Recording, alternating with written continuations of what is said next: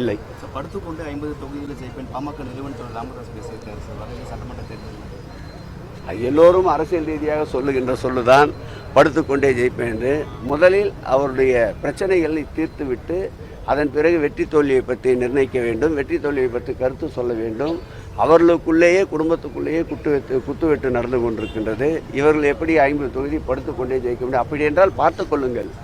மக்களின் மீது நாட்டமில்லாதவர்கள், மக்களை பற்றி கவலைப்படாதவர்கள் தான் இப்படி சொல்லுவார்கள்.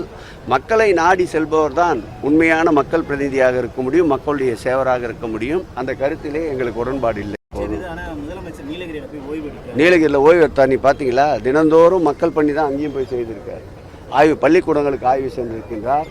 அதேபோல் யானைகள் முகாமிலே நடத்தப்படுகின்ற பணிகளை ஆய்வு செய்திருக்கின்றார். யானை பாகன்களுக்கு உண்டான விடுதிகளை கட்டி தந்திருக்கின்றார், அதை திறந்து வைத்திருக்கின்றார். எங்கள் முதல்வரை பொறுத்தவரை ஓய்வு என்பது இல்லை. எங்கள் முதல்வரை பொறுத்தவரை நாட்டில் நடக்கின்ற அனைத்து சம்பவங்களையும் விரல் நுனியிலே வைத்திருப்பார்.